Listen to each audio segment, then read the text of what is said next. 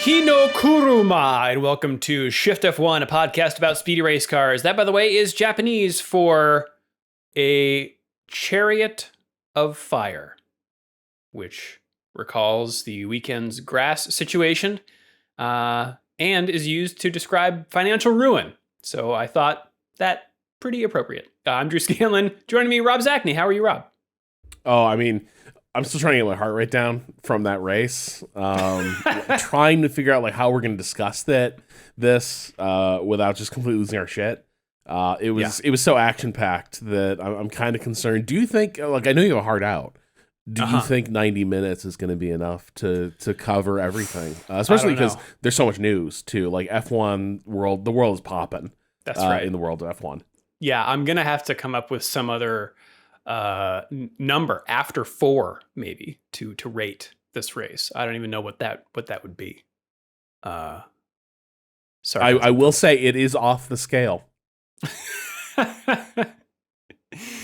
If you're new to this podcast, a very warm welcome to you. And if you are new to Formula One itself, it's not usually this boring. But if you'd like to get up to speed, as we say, we recommend listening to our preseason primer episode, which assumes no prior F1 knowledge and explains how the sport works and who everybody is. So if you'd like to go back and listen to that, it's episode 298. Also, you know what? I'll just say here, this is why we do this podcast, is that so the people out there can know enough to like read between the lines, so to speak, of a race like Japan that we had this weekend and, you know, extract anything interesting that they can out of it. Maybe not so much to do with this race, but like that's, I don't know. That's I feel thankful to be able to understand at a deeper level what's going on in a race like this, because otherwise it would be it would put me to sleep. I do think as well, like there are races that are superficially as dull as this one, but one of the things I think we do here, and a lot of F1 fans get into, we're like, oh, that was a really fascinating race. Well, there wasn't a lot that seemed to be happening on track. Yeah, but it was really interesting. There are races like that where it's like, there just doesn't seem to be much going on, but there's a lot of like chess game being played out. This is unusual in that this was truly kind of a snoozer, in part because like interesting strategy didn't even come into play. Like processional races are not necessarily anything new in F1, and part of learning the ins and outs here is understanding that you might not have cars meaningfully change position on the track for an entire race, but you still usually have something to sort of dig into there as sort of race strategies unfolding over the course of a race. This one was really unusual, and we're kind of joking about like how dull it is. And it was pretty dull.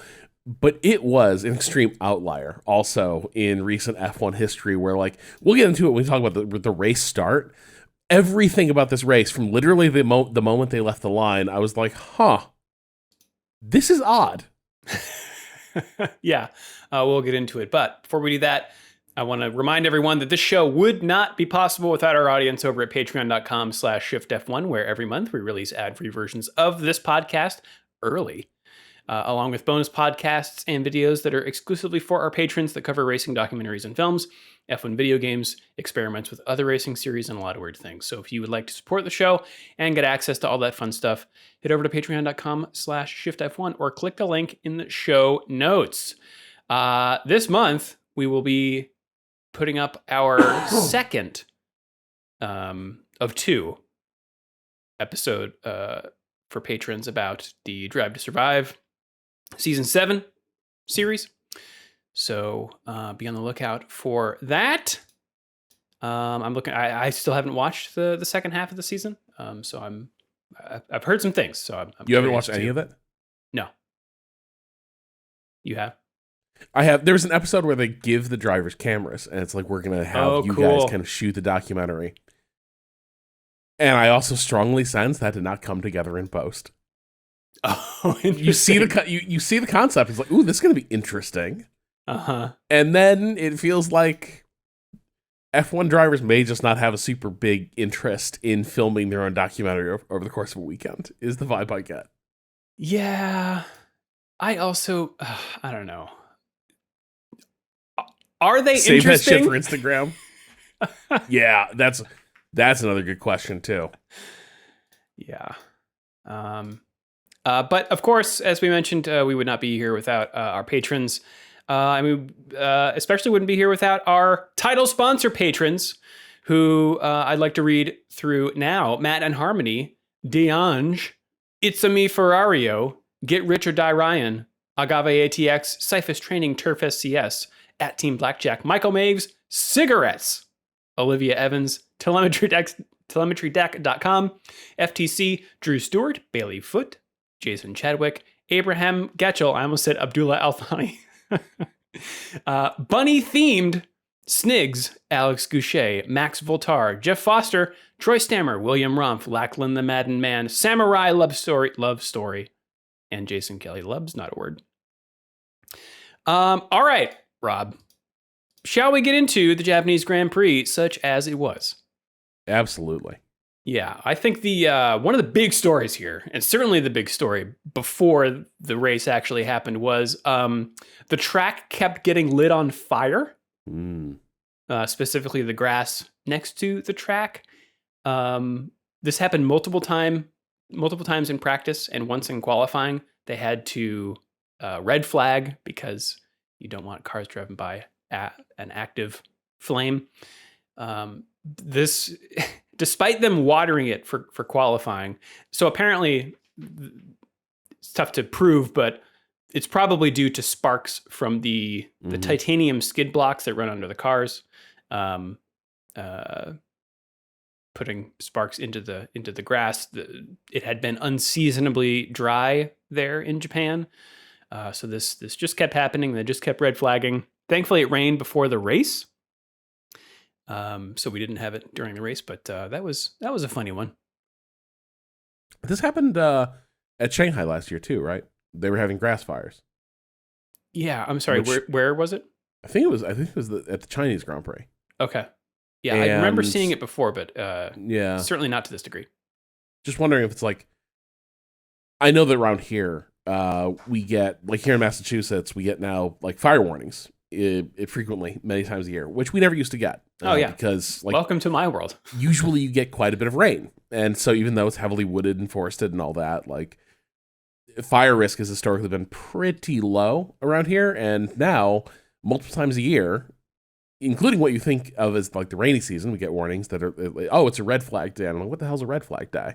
I now know what a red flag day, because like that, that is now sort of part of the local weather lexicon.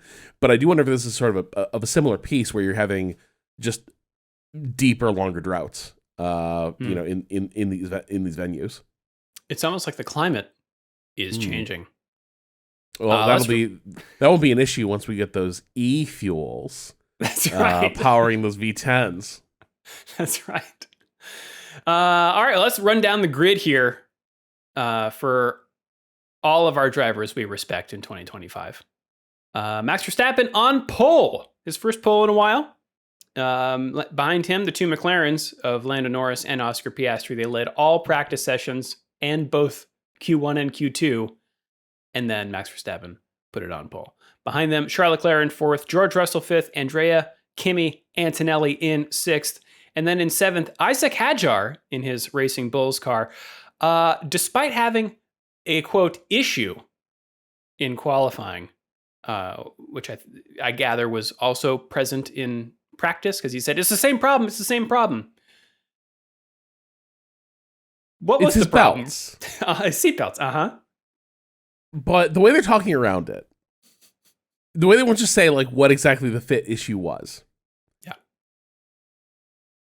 It's got to be a ball crusher, right? Like yes. that was the issue. And like when they were like when they told him after he got through Q1, Q2, where they're like, do you need to stand up and get out of the car while we try to fix this? And so he was like, yes, please, I need to get out. And I was like, okay, that doesn't sound like we need to adjust the straps. It sounds like something is sitting incorrectly with regards to the placement of the belts. And you could see him wincing in there. They cut to his, the shot, the camera that's from his like dashboard basically, and he's in the garage, and they're like messing with the seats, and he's wincing, and oh boy. Apparently he also didn't have time to jump out, and they didn't have time to do more of it because he had to go to the weighbridge, which is it's basically a random check to make sure that the car isn't too light.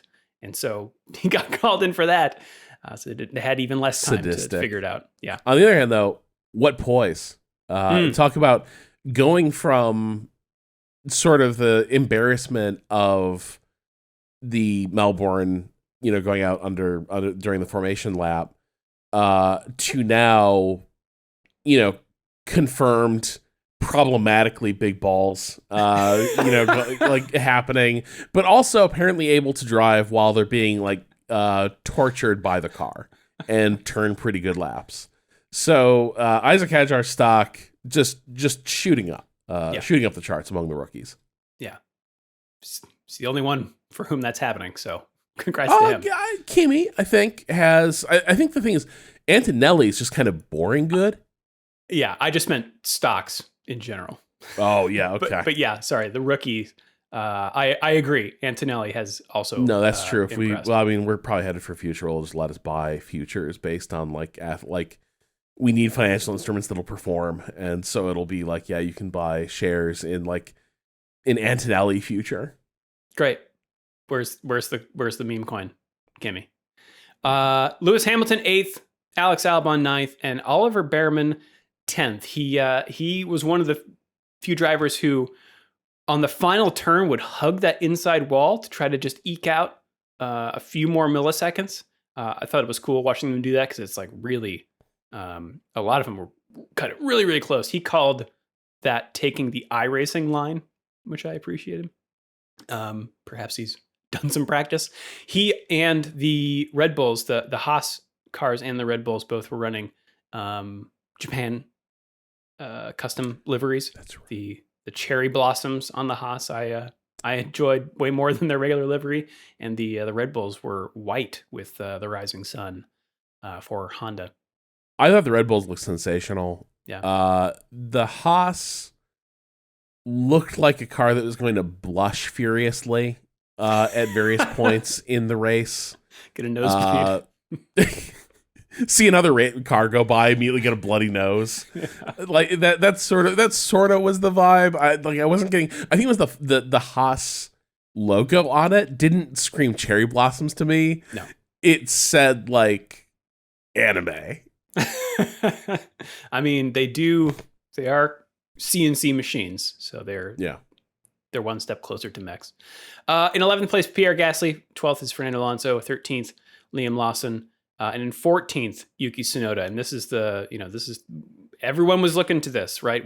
Yuki Tsunoda is the first race that he'll be in the Red Bull after swapping seats with Liam Lawson. Liam Lawson qualified 13th, Yuki Tsunoda 14th. He was running Yuki a higher downforce rear wing, for what it's worth, than Max Verstappen. Probably just to, I imagine, first race, let's make sure you keep it on the track. Before practice, I just want to point this out. When he was asked how he was feeling before hopping into a Red Bull, he said, quote, and this is from Race Fans, "The pressure always comes once you hit the track. But for now, I feel really relaxed. It feels similar to when I was at Racing Bulls. Once I entered hospitality, I was feeling the same. I was only thinking about breakfast." I love Yuki so much. Yuki has a one-track mind when it comes to media hits. Just like talk about food. Yeah. Carlos Sainz, 15th. He got a 3-place penalty for impeding Hamilton in qualifying, so he'll start 15th. Nico Hülkenberg, 16th, followed by Bortoleto, Ocon, Jack Doohan in 19th. Big crash in free practice 2 because he forgot to hit the button to close the DRS flap into turn 1. So if you ever wanted to see some aerodynamic in action, this is what happens when you don't have any rear wing pushing the back of your car into the track. I don't think you have to, but I think it also automatically closes. So I was confused about this too, and Julian Palmer pointed out that the DRS wing does close automatically if you lift off the throttle. But because Doohan was taking it flat into this corner, he hadn't yet lifted. And so if you're doing that, you need to press the button to manually close it.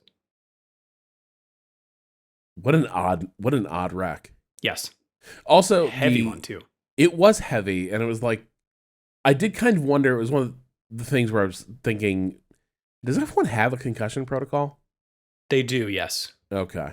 If I think if they can register the amount of G's on the impact, and I think if it goes over some threshold, like 50, then they mandate that you go to the hospital. Yeah. They did do a good, I think on Grand Prix Sunday that Sky has, they sort of did the in-car cockpit view of what the wreck looked like, and they showed that you know the pieces of the cockpit that are like detachable that go around the driver's shoulders. Mm-hmm. They sort of pop those out to get out. I didn't realize they're deformable, and so they showed like his helmet slamming into one. Oh boy! And it just crumples. And then as his head snaps away from it, it springs back into place. And after the wreck, you would never know that that structure can like crumple, because after the wreck, it was fine. It looked completely normal. So they were kind of highlighting all the various pieces that, like, from such a heavy wreck, there are so many ways to dissipate the energy of the wreck away from the driver's head and keep the driver's head, like, you know, like give it limited mobility, so it can't, like, you know, hit the steering wheel or anything like that. It was really cool, but I didn't realize like those pieces in particular were like such a important part of like the cockpit safety structure. It was really cool seeing like in one frame, dude, it looks like somebody just like bent a metal pole like right in half, like it's completely out of shape. And then the next frame, it's like snapped back into like factory new appearance. Yeah, I wonder what's in there, because it's like, I wonder if it's just kind of a basic foam, because I think you can, on the underside, when they take it out, on the underside, it looks like it's kind of pleated or something. Yeah, that's true. So yeah, I'd love to know exactly what that is. Doohan also didn't take part in free practice 1 because the team Alpine was letting their test driver, Ryo Hirakawa, drive. I'm not sure why they didn't give Ryo Gasly's car in this case, because don't you want your rookie driver Doohan to get as much time in the car as possible? No, but they're not thinking about firing Gasly. So the other thing that I really dug about the Sky's broadcast this weekend, Jacques Villeneuve was there, and his segments were great. You know, it's Villeneuve, right? He's super unvarnished, super blunt about what's going on. He was wearing 5 layers of clothes, just in full Canadian dad, I don't give a shit mode. It was incredible. Everyone else is like, you know, dressed to the 8s, 9s, 10s on this broadcast. He looks like they just like kidnapped him from a surplus store. But his inside stuff was really good, and they were talking about the Doohan situation and what can he do to sort of shore up his position at Alpine. And Villeneuve was like, it's tough. Those of us around F1 were hearing, like, before testing even started, that he has no chance of finishing the season. That, like, the decision is already made, that they're going to replace him. You know, at some point this season, he doesn't really have. He's not getting a fair chance. Which I didn't think. I didn't think you could outdo Red Bull in terms of like sort of malfeasance when it comes to handling driver promotion. But this one actually seems pretty bad. This one does seem like they set the guy up to fail. They have zero confidence in him. They're just kind of marking time until they can move probably Colapinto in there, especially because Hirakawa signed with, at the end of the weekend, I think he signed with Haas as their reserve. Oh, yes, I did see that, yeah. So, but he was in the running as potential like replacement for Doohan. So I imagine he's taken himself out of that maybe to get into the Haas. Pieces are moving. Pieces are moving. But yeah, it seems like rough times for Doohan, because like the thing that puzzles me is if he was this doomed, I just don't get why is he in the car at all if they wanted to just move on from him. Was it just the way like Colapinto's situation took time to come together? Yeah, or they signed a contract way early or something. Yeah. You're right. That is bizarre. Also not, or I guess not bizarre. Lance Stroll in 20th. Let's get to the race. Rob, do you want to take us through the start? You were talking about the start. Absolutely. Lights go out. The cars zipper together like a perfectly executed merge. And that's the start. Like, it was... I've never seen anything like it. Because usually people are like, full on, full send, this is your chance to get positions. Might be your only... Especially at this race, maybe your only chance to get positions. And we were set up for an exciting one. You had Lando and Max, their cars like sort of raked in the boxes, like ready to cut each other off, heading down to one. The ghosts of Senna and Prost stalking the circuit. You're like, here we go. And I swear to God, everyone zippered together in formation, like forming a line in their grid positions, nose to tail. I think there were some position swaps down the order, but up front it was like a seamless merge. Everyone just sort of held station. Yuki did get past Liam fairly early on. I don't know if that happened right at the start, if it was later in the lap, but yeah, not a super dynamic start. Yeah, lost traction in one of the longer corners that allowed Tsunoda to come up the inside. Bortoletto got swamped on his hard tires, while Doohan and Stroll both started on softs. But I think the only real action was that Gasly lost a little bit of traction in turn one, which led then to some side-by-side with him and Alonso through that first lap, with Alonso eventually sealing the deal. Got pretty close there to a wall, but yeah, Alonso got through. Lap 2, Sainz had a nice pass on Hülkenberg after Hülkenberg had passed him early. Sainz dives down the inside and got some props from the commentators. A few like radio messages from Verstappen saying that he had issues with his shifts, but that dissipated after a few laps. We do get one of the few on-track passes of the race on lap 6 with Hamilton getting by Hadjar for 7th. Worth remembering that Hamilton is one of Hadjar's heroes. So I don't know. I'm not an F1 driver, but I imagine, if you're getting passed by Hamilton, I'd be okay with that. You're like, yeah, okay. Well, this is actually kind of cool in a Ferrari. Yeah. All right. The real, let's see. So I've mentioned this before. I have my own kind of personal rating system for races, and it's from 1 to 4. A level 1, a 1 rating is a procession. A 2 is a strategy race. A 3 is an entertaining race, and 4 is bonkers. Strategy race means that there's some we're not quite sure what people are going to do. Teams have multiple options to go onto different tires, and some of them might work or not. This is where, like I was talking about at the top, it pays to, know Formula One on a deeper level, because this is kind of what I was watching for. Like, all right, what are these teams going to do? Verstappen is leading the race. McLaren is, both cars are behind Verstappen. What are they going to do? And I guess I'll just read my notes here. So Piastri, lap 21, pits from 3rd, and then the other 2 leaders, Verstappen and Norris, pit together 1 lap later. And if this is your first season, you may have heard then the commentators wondering aloud why McLaren opted to pit Norris on the same lap as Verstappen. We had talked about the undercut in the primer, which is where you pit before the driver ahead so that you're going faster on your new tires while he's still out there on his old ones. And then when he comes in, he comes out behind you because you had been going faster.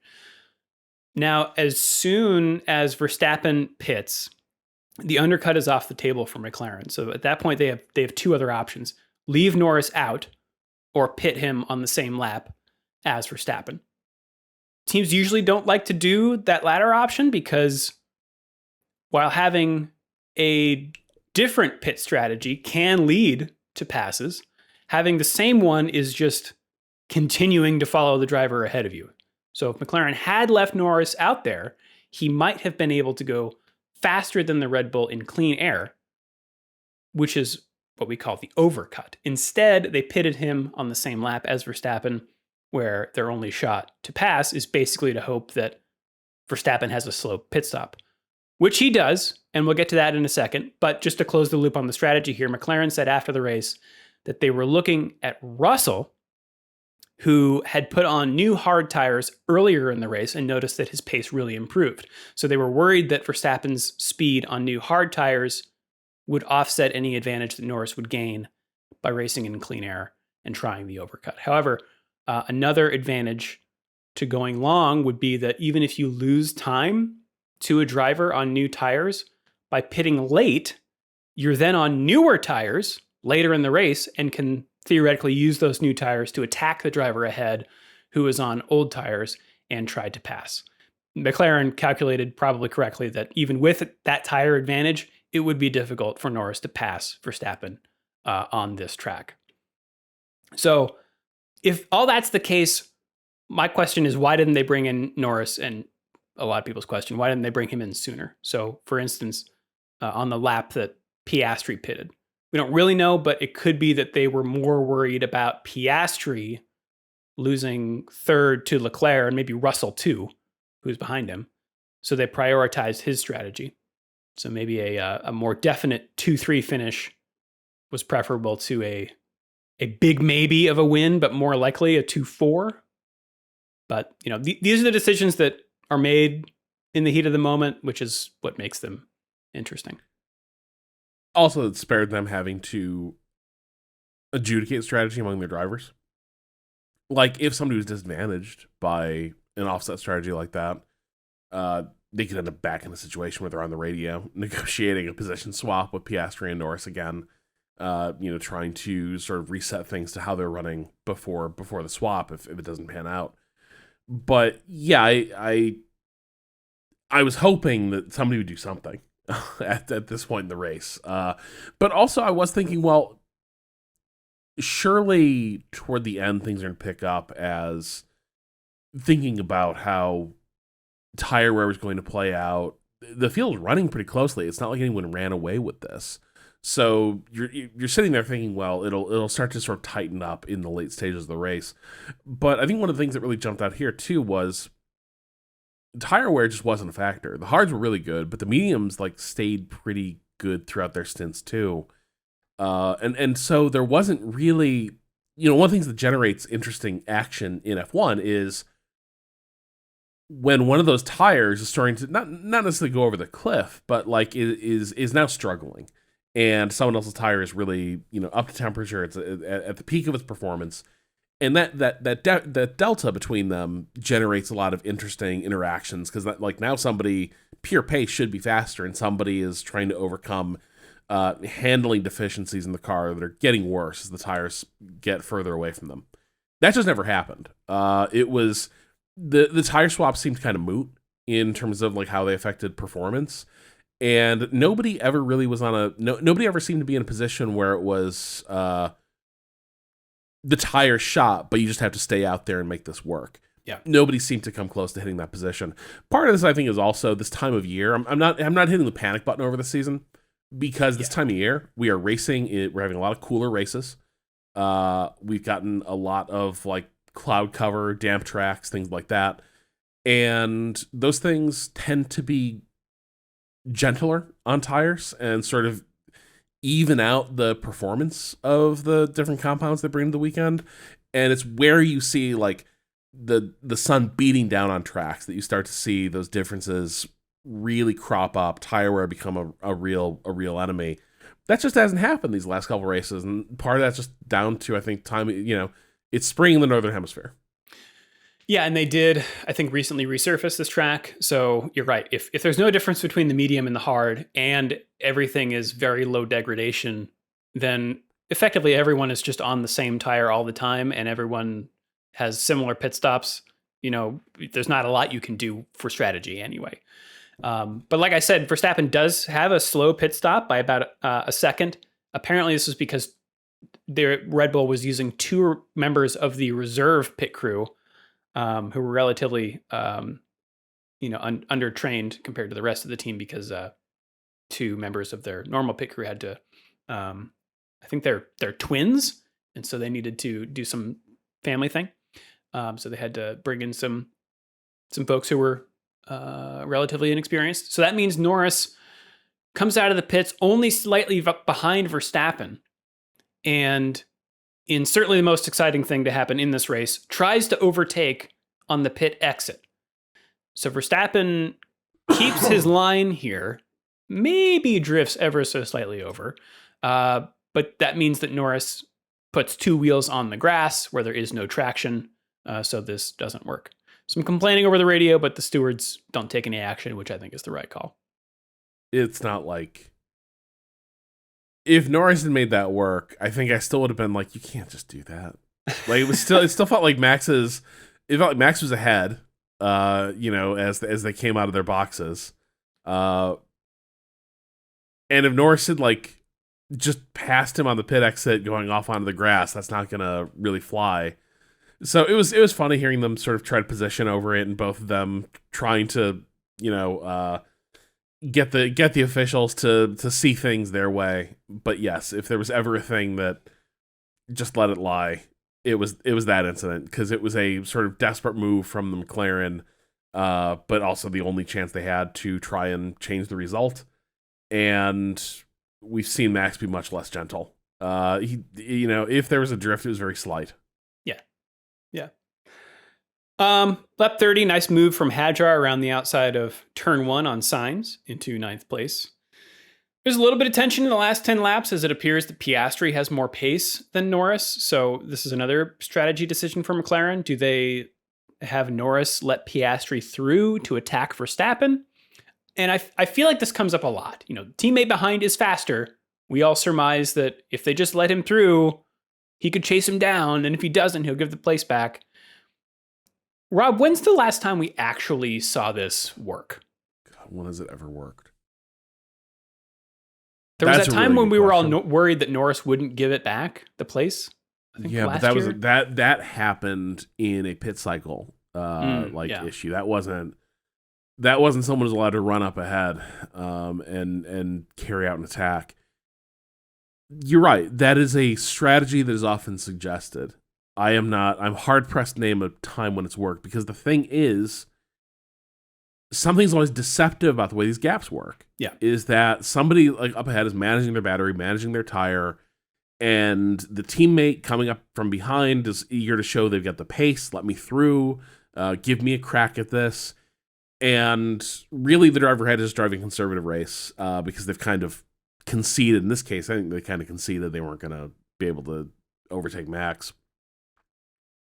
And you're right, maybe Piastri, if they've waved him through, could launch an attack, but probably not, right? The same physics are going to frustrate Oscar's attempt to do that, that were causing Lando issues. And now, yes, you gotta get on the radio and sort it out. I'm trying to think, when is the last time where you had guys running similar strategies and someone says, I have more pace, let me through, and that has resulted in a position gain. I'm really hard pressed to think of the last time I've seen that actually happen. Here's what Norris said after the race, is from race fans. Quote, even when Oscar was behind me, it looked like he was quicker, but it was when I'm trying to drop back a little bit to cool the tires and then attempt catching up to Max, but it just never worked. I gave it a good try, but I just didn't have the speed today. And that's how things ended. Max Verstappen wins the race from pole position. Lando Norris second, Oscar Piastri third, Charles Leclerc in fourth, George Russell fifth, Andrea Kimi Antonelli in sixth. You'll note that those are exactly how the top six started. Kimi became the youngest driver to ever lead a Grand Prix. Lewis Hamilton seventh, Isaac Hadjar eighth. They swapped positions. Alex Albon started and ended in ninth. Albon really exasperated in this race. So heated. Probably the largest gulf in personality between in and out of the car. He is such a mild-mannered guy. when he's I feel not like in the car, and then the I'm helmet not sure goes I've on. seen this in previous seasons. He seems really persnickety this year, and it might just be because he's running more competitively, and so he can feel that like he cares about the margins more. Yeah. Antonelli also kind of funny over the radio. Not angry, but more like, ah! Wah! What's happening? Oliver Behrman, 10th. Fernando Alonso, 11th. Yuki Tsunoda. Yeah, I mean, you raised your eyebrows. Oliver Behrman hanging on to that 10th place in a Haas. And nowhere near Esteban. That's true. Esteban finished 18th. Also where he started. Fernando Alonso is 11th, followed by Yuki Tsunoda, who made up 2 spots. Pierre Gasly, Carlos Sainz, Jack Doohan made up 4 to finish 15th. Nico Hulkenberg, 16th. Liam Lawson lost 4 places to finish 17th. Esteban Ocon, 18th. Gabriel Bortoleto, 19th. And Lance Stroll finishing where he started in 20th. Do you want to give your points? Because I want to talk about the Lawson Tsunoda thing when we have a moment. But do you want? Yeah, to points first? let's take a break and then we'll come back on that topic. Yep. All right, Rob. So, from my perspective, there was some debate about, obviously the second Red Bull car is cursed. We all know that. If you can survive a night in the haunted Red Bull second car, you will be the heir to Dietrich's fortune. No, so there are arguments that if you swap the drivers, nothing would change. That Lawson would now be outperforming Yuki, and you see the exact same issues. They weren't being fair to Lawson.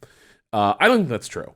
I think Yuki showed more pace generally throughout the weekend. He had a bad Q2, and he didn't regain the positions in the race, but he had a very good Q1.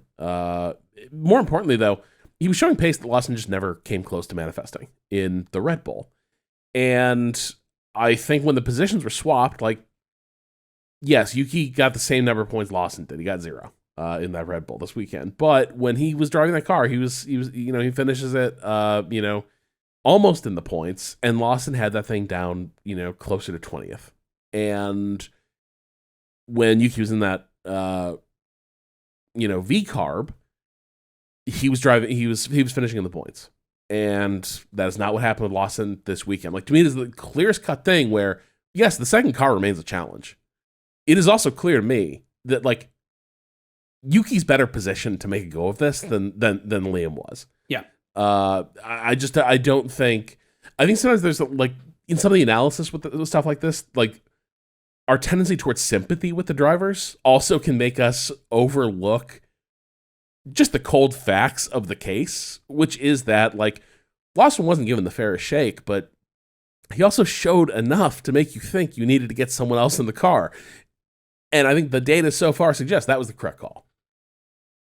Yeah, I think if Lawson had been finishing 11th, 12th, probably might not have happened. Certainly so fast.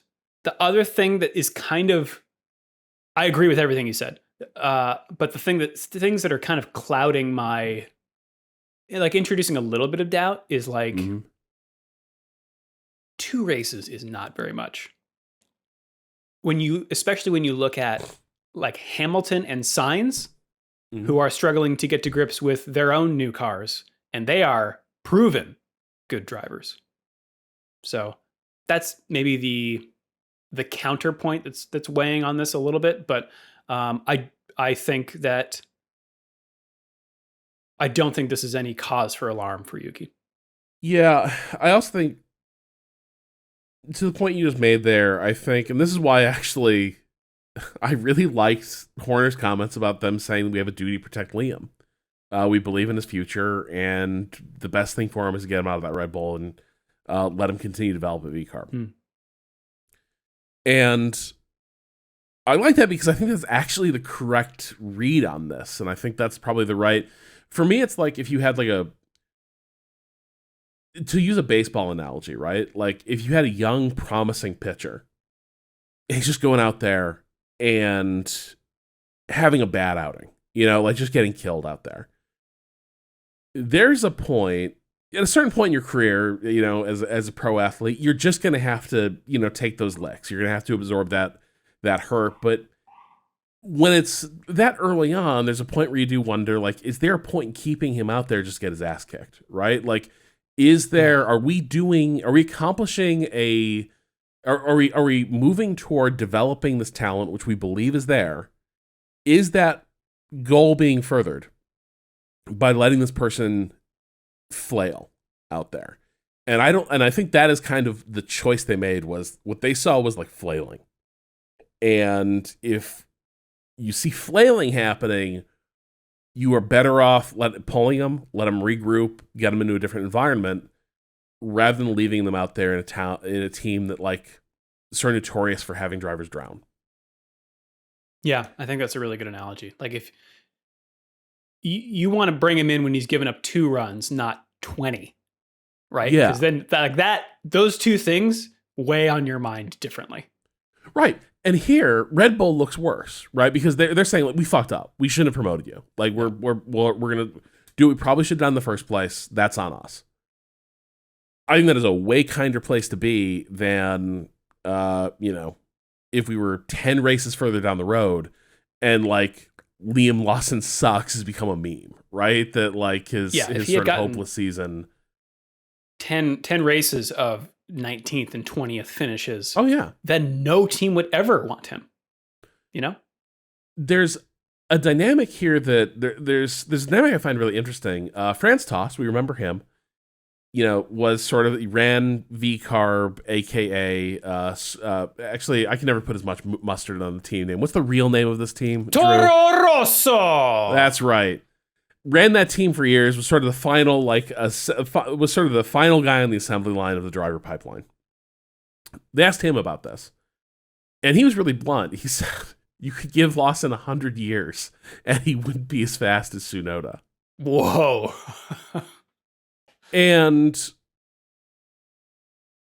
I think that is Tost, he's always a very outspoken guy, but I think Tost fundamentally believed, like, Yuki's a really promising driver, and he believes in that promise. And he kind of, in his interview, he was kind of like, it was kind of weird they didn't promote him. He thought they just should have done it out of the gate.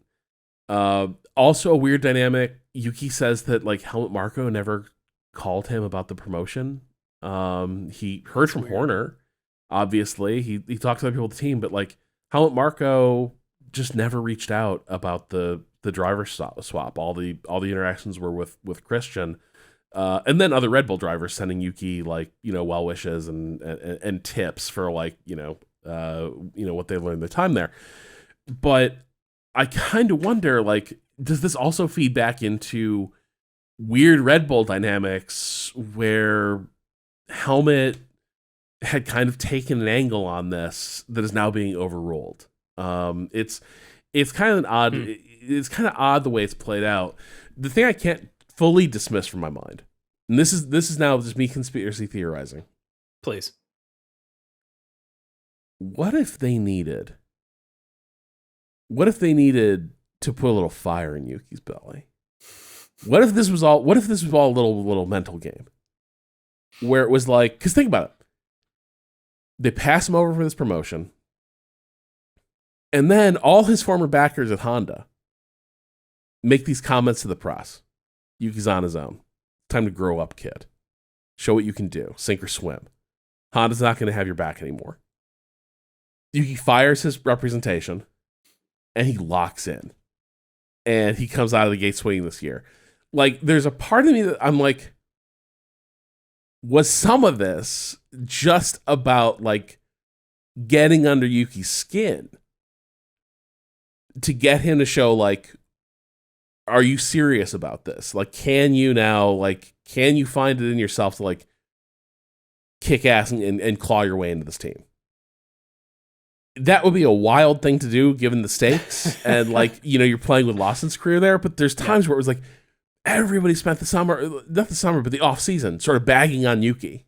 Like, the people who had the most interest in his career in the Honda racing program were like, he needs to stop being such a fucking child and go show he deserves to be in F1.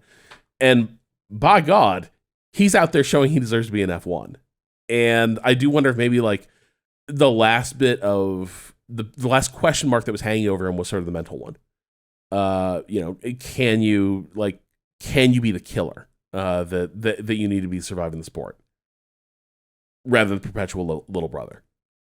And he came into the season like a killer. Yeah. I'm anxious to see how he does in the next few races. I have high hopes for him. I have confidence in him, and I hope he lives up to what I'm sure he thinks he can do. Let's take it to the news, Rob. One news story here is what we have. Slow week. Light week. Yeah. Also, and this is not a news story that would have made the cut. No. Any other week. The FIA wants to talk to the engine manufacturers about bringing those sweet-sounding V10s back to Formula One.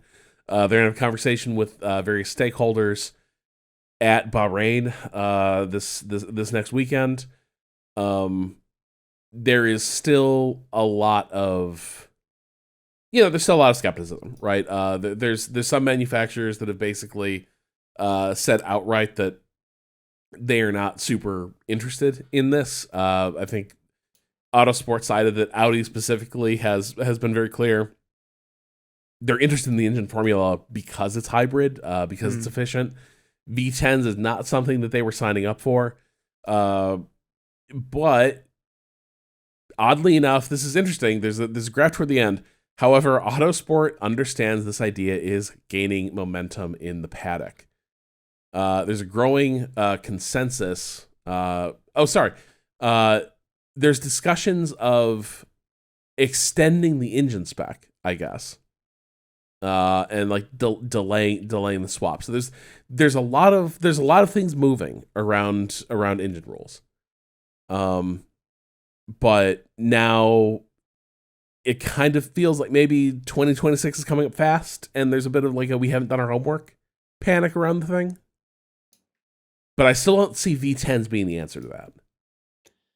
No, I just think it's such a tall order, given that there's just this entrenched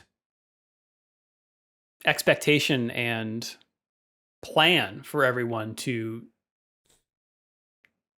not only a technical specification, but also like we need to be an example for the rest of the auto industry, and these are a lot of our teams have relationships with actual auto manufacturers, and there's technical sharing and all this stuff. I think you need like another 5 years. Yeah, you need a different Concord agreement to matriculate such a complex change. I don't think you can just change it for. I don't know. This might be something that doesn't go away for a long, long time. So no, I could, because the one thing Autosport sort of cites this: the auto industry would love sustainable fuels to be a thing for obvious reasons, right? Like they would love it if basically it was like low cal fuel, sugar free. It's good for the planet. They would love for this to be a thing because the electric cars are in some markets proving a tougher sell than they would like. You're right. The entire world is turned upside down. So what do I know? Yeah, but I don't see. My guess is the way this plays out is they keep it around. Is like maybe we'll do this down the road. Let's think about V10s for the next cycle. Mm-hmm. See how sustainable fuels come together. See what happens with the planet. I'm sure nothing but good things happen on that front in the next 5 years. And then we revisit the idea. Yeah. Well, we're hoping for good things to happen, Rob, in Bahrain. Do you want to tell us about the track? Sure. This knock on wood. This has been one of my favorites, certainly. I think it's set up to generate a little more action, hopefully, than Suzuka, with its very aero-sensitive course layout. But Bahrain International Circuit is yet another Tilkedrome designed by the prolific track designer Herman Tilke. It is It's an interesting track. I think it became sort of a classic for F1 once they moved it to night races. It was sort of an underwhelming, yet another like sort of dull, Gulf State, racing circuit in the middle of the desert type place. They moved to a night race, became way more photogenic, way more interesting. And it is set up to generate like a lot of dynamic action in modern F1. It is a 5.4 mile track, 3.3 or 5.4 kilometers, 3.3 mile track, 15 turns. Lot of action heading down into turn one. You have a long DRS straight heading down to turn one. Very sharp right hander. And then that leads you right into a little chicane for 2 and 3, kicking you out onto yet another DRS straight. There's a little quirk here, and I don't think they've ironed it out. I think they like how this plays out. You can game the DRS detection at this phase of the track. And what you will see drivers do is you can come back at someone on the second DRS straight once you get through that complex of the first 3 corners. And so you will sometimes have people forego the overtake at turn 1 so that they can get the kill shot heading down the second DRS straight. But if you do go make the overtake at turn 1, I think a lot of times you do end up seeing the driver who's passed come roaring back on the DRS straight, heading up to turn 4. So that is where the most action happens on this track. That entire turn 1, and then everything leading up to turn 4, sort of the left side of the triangle that sort of describes the track. That is where most of your action is going to happen. Then you sort of head downhill into the infield section of the course. Some sweeping corners through 5, 6, and 7, and then you have a interesting series of hairpins. The sort of the nadir of the course at turn 8 is the sharp right hander that leads you out of the short straight into not quite a hairpin. I always describe it as something that looks like the blade of a sword. But 9 is a sharpening left hand turn. And that leads without any real, like, it just turns into turn 10. Like 9 is the road starts to sweep pretty hard toward the left. And then turn 10, you have this really sharp, full lock, left hairpin that launches you down yet another DRS straight. That is a very tricky section to get right. It being F1, most drivers do, but if you bobble it at all, you can be very vulnerable coming out of turn 10, heading down to turn 11, and then probably the fastest section of the course, sweeping through turns 11, 12, and 13, feeding out onto the final straight of the track before you make a right-hand turn heading back onto the pit straight. Usually, like, because there's so much runoff, this is a course that I think is very forgiving of attempts to overtake.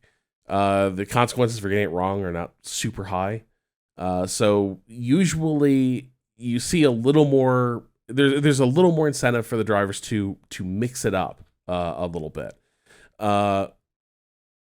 Looks like, oddly enough, it looks like Pedro de la Rosa's 2005 race lap still holds up as the course record, which I saw that the race lap record for the pole lap record for Suzuka only fell this weekend. It was held by Vettel before this, going back to his Red Bull days. So this is one of those tracks where you've got some old hardware that still holds the course records. Nice. Well, speaking of records, last 5 winners here were Verstappen, Leclerc, Hamilton. Let me just double check that because, actually, if we're going by most recent at this place, the Sakir outer track race in 2020 was won by one Sergio Perez. So, but that is a different layout. For this layout, let's see, driver form here, not one of Leclerc's stronger tracks, but is a strong track for Sainz, Tsunoda,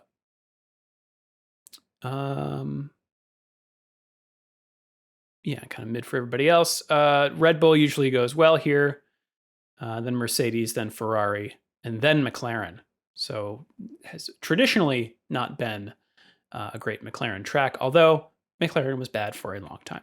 So take that with a grain of salt. DNF wise, not a lot of DNFs. We've got an average of 2.4 DNFs based on the last 7 races. So it's not so high. And my personal ratings here for the Bahrain round, I apparently didn't rate it in 2023. But in 24, I gave it a 2 for strategy race, and in 22, I gave it a 3 for entertaining. So some variety there.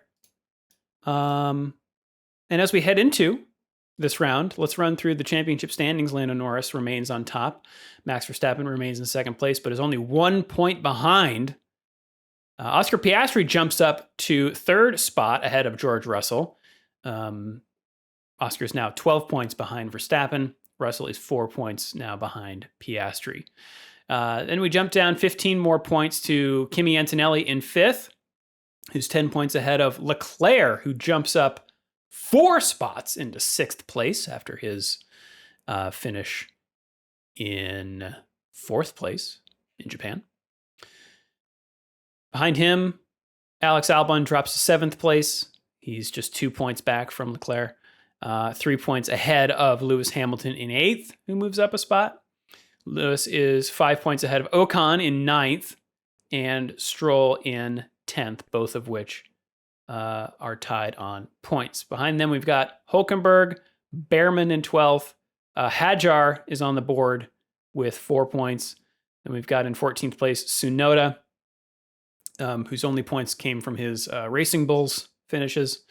Sainz in 15th has 1 point, and then the zeros of Gasly, Alonso, Lawson, Doohan, and Bortoleto. In the Constructors' Championship, McLaren Racing still on top, followed by Mercedes in second, 36 points back. They are 14 points ahead of Red Bull, and Ferrari jumps up to fourth place, 26 points back. They are 16 points ahead of Williams, who loses that fourth place and is now in fifth. Haas is 4 points back from them, and then 5 points to Aston Martin, 3 points then to Racing Bulls, 1 point to Sauber, and the only team with 0 points is Alpine in 10th. Yep. Weather-wise, it's looking pretty steady over the qualifying and race events. We're looking at, let's see here. Local time will be 7 p.m. and 6 p.m. respectively. So we're looking at, maybe high 80s or mid 80s. Yeah, let's go 85 Fahrenheit, or what is that, like 29 Celsius? At those times. Sometimes we get wind here. It looks to be not too 12 miles an hour on qualifying day, or 19 kilometers an hour, and just a little lighter than that on race day. So maybe that'll be it's enough to make it tricky. Factor. Sorry? It's enough to make it tricky. Yeah, and it, is one of those tracks that sand can blow on there and mess up your grip. No precipitation planned or forecasted, rather, for the weekend. Now, that might seem funny, us saying that about a desert race, but it did rain here during preseason testing. It sure did. All right, well, it's the weather and the standings, but if you'd like to join the fantasy standings yourself, you can do so using the link in the show notes. Here is the podium for Japan in the Fantasy League. In third place, Uncle Gene's Haas Beans. Nice. And then a two-way tie for the win in Japan between Vealshanks and Robots in Disguise. But all told, across all of the races we've had so far, in third place we have Lando, several wins, please. In second, we have Papaya Cornucopia. And in first is Uncle Gene's Haas Beans. And I'd just like to point out, my team rhymes with orange in eighth. Eighth place. Thank you very much. All right. That's Fantasy League. You can also send us an email if you like. shiftf1podcast@gmail.com or f1.cool/emails. You can also hit us up on the socials, which are linked in the show notes. That is us around the internet. Now it is time to race around the world. We've got the Craftsman trucks at the Bristol Motor Speedway for the Weather Guard truck race. You know, it's what it says on the tin. It's the truck race. That is Friday, April 11th. On Saturday, we got a whole bunch of stuff. MotoGP is at Lusail in Qatar. Formula E is in Miami for the Miami E-Prix. Formula 2 and Formula 3 will be supporting Formula 1 in Bahrain. The WeatherTech Sports Car Championship is in Long Beach for the Acura GP of Long Beach. The NASCAR Xfinity Series is also at Bristol for the SciAps 300. SciAps. 1P in SciAps. Not sure what's going on there. The Repco Supercars are in New Zealand for the ITM Taupo Super 440. Motocross Grand Prix is in Italy for the MXGP of Trentino. The World Superbike Championship is in Assen. The Super GT is in Okoyama, which is in, I believe, Mimasakashi Okoyama Ken. So Okoyama, I believe, then is the prefecture. IndyCar is in Long Beach for the Acura Grand Prix of Long Beach. The NHRA, boy, we're really racing is kicking off. NHRA is in Vegas for the 4 Wide Nationals. And we got NASCAR. My God. Also in Bristol Motor Speedway, otherwise known as Food City, for the Food City 500. And then Formula 1 kicks things off this weekend, Friday, April 11th. Much more sane schedule this weekend. 7:30 a.m. Eastern Time is Free Practice 1 on Friday on ESPNU, followed by Free Practice 2 at 11 a.m., also on ESPNU. Saturday, April 12th, Free Practice 3 is at 8:30 a.m. Eastern on ESPN2, followed by qualifying at 12 noon on ESPN2. But the race, everyone, Sunday, April 13th at 11 a.m. Eastern Time on ESPN2. The Deuce! We did not mention, but Danny is on assignment this week, so we will forego the grimoire. Maybe we'll get him to read 2 next time. Suzuka is the real grimoire.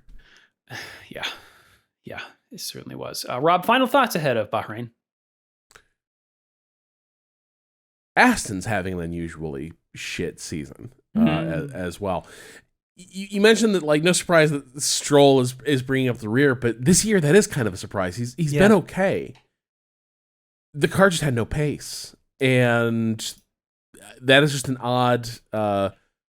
Things seem to be going from bad to worse over there. Maybe they've got upgrades, coming down the pipe, but Aston appear to be.